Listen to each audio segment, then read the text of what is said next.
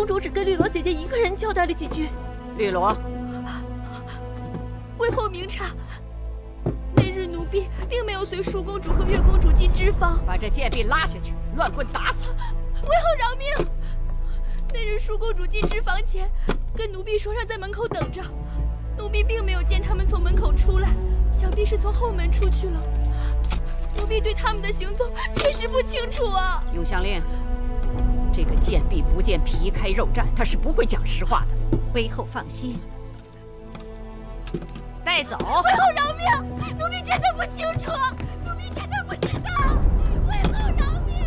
禀報魏後，果然在淑公主的装匣裡找到了一塊男子方巾。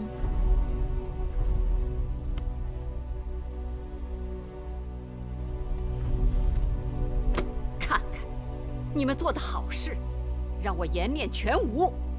母后息怒。身為女子，幼從父，嫁從夫，老從子。你是楚國嫡公主，怎可不顧羞恥，自降身份对秦王趋於迎合，勉強以就之？自小我就把你當作掌上明珠，锦衣玉食，指望有一日你能嫁個好夫君。你倒好，自甘墮落，自入溝渠，真是氣死我了。魏後錯怪淑姐姐了。那秦王有情有義，那日淑姐姐出宮碰上越人行凶，若不是秦王拔劍相助，就幾乎丟了性命。姐姐對他也只是傾慕而已，並無苟且之事。芈月，你給我放規矩點。我還沒找你算賬呢，你就猴急着跳了出來。淑兒向來循規蹈矩，對我的話言聽計從。這事兒要沒有你這個賤人在中間作怪，他絕不會一意孤行，誤入歧途。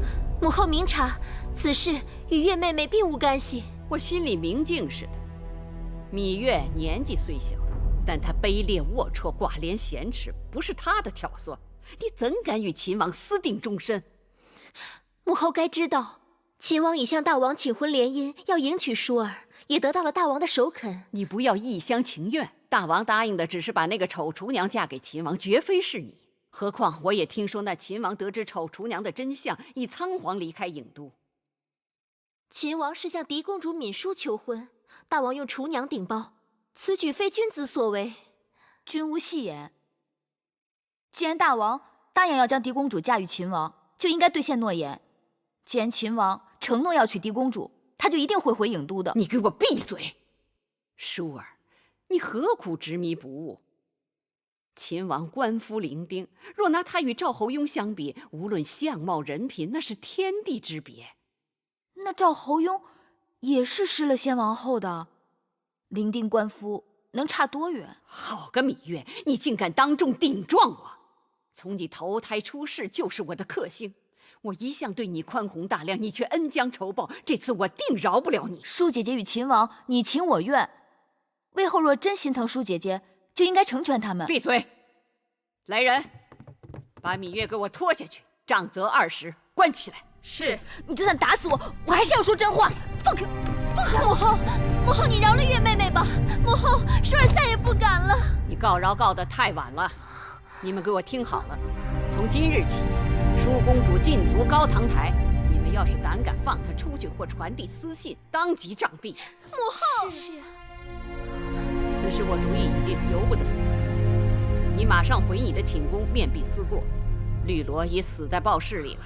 你們兩個給我過來。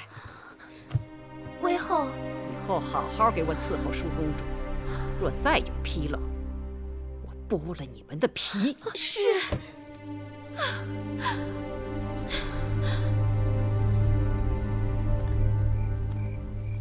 哎呦，哎呦，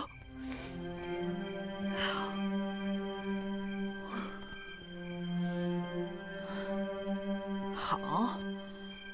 那我就在这儿住幾日，看你能把我怎麼樣。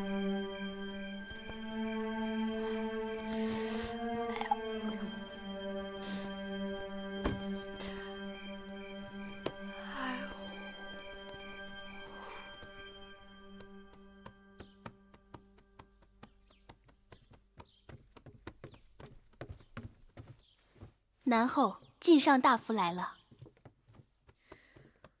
让他進來。是。敬上拜見南后。赐座。莲儿，给晋大夫烹茶去。是。大王已多日不到我这里来，晋大夫也没了人影。难不成我这宫裡養了吃人的老虎，都让你们躲避三舍？南后说笑了，大王忙于国事，晋上也是四处为南后尋找着世間稀奇之物，沒有能拿得出手的東西，晋上怎敢來拜見？哦，這麼說，稀奇之物今日是有了。拿上來。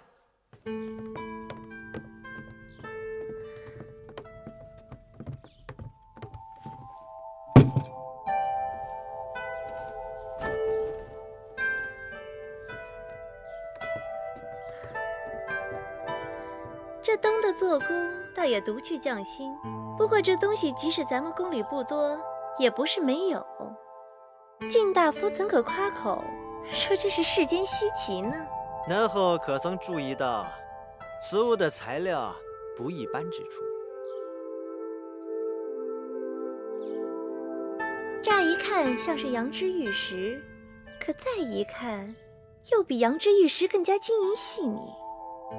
這是何等的奇石，才有這樣的品質？南後好眼力，但此物卻非奇石所作，乃千歲九尾天狐之骨。莫非這就是傳說中有通天之術的九尾天狐？50歲狐能化婦人，100歲狐能化美女。正是。千歲九尾天狐死後，其骨化為美女形態，晶瑩細膩，賽過玉石。夜晚點亮，可讓宮殿亮如白晝。但這還不是此物的絕妙之處。此物的絕妙之處在於，一旦與燭火接觸，它便冉冉溢出甜香，充斥四周，經久不散。而這甜香，更是世間絕無僅有之物，最暖男女之情。這麼好的東西，我怎麼從未聽過？晉大夫真是無所不知啊！南後若是喜歡，不妨今晚就試試。大王如今連我的蘭桂台都不來了，我點着燈又有何用？是啊，那就太可惜了。晉大夫，我知道大王最近政務繁忙，可無論再怎麼